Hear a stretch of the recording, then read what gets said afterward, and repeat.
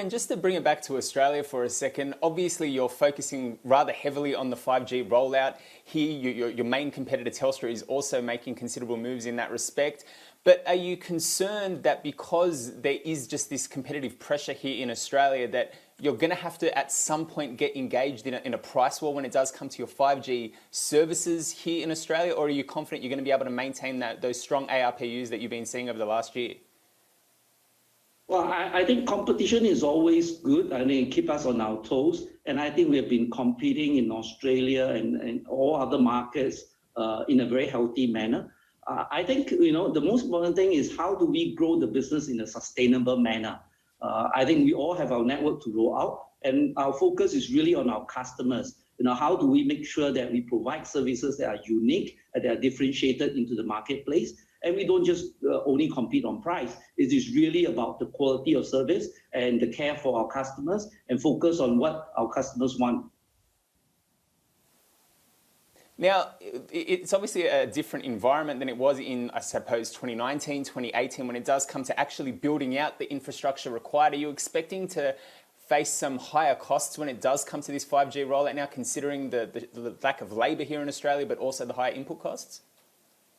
Well, I think everywhere in the world, costs have always been going up, not including Australia. I think we just have to find new ways, innovating to reduce costs and improve productivity. That's part and parcel of running a business. I think in Australia, coming back to the rollout of 5G, I think with this particular divestment of our Optus towers, I think we are now working in a more collaborative way with this new ATN tower co that we have divested.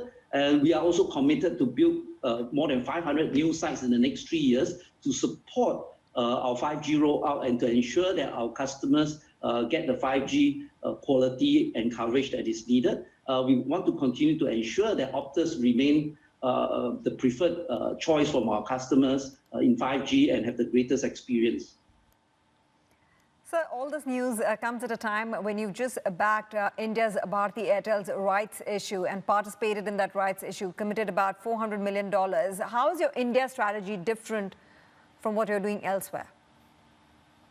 Well, I think India is a different environment. I think the market conditions have changed quite tremendously in India if you look at it today versus 2 years ago. I think the market have consolidated into two and a half players, I would say. I think the market is becoming more rational in India, and the opportunity for growth is tremendous. I think with the digitalization of India, with the investment in physical infrastructure, the demand for data, the demand for telco services will continue to grow. And I think Airtel is really well positioned to take advantage of this new environment. And we are very positive with Airtel's current position. And we are also fully committed to take up all the rights that Airtel have been recently announced.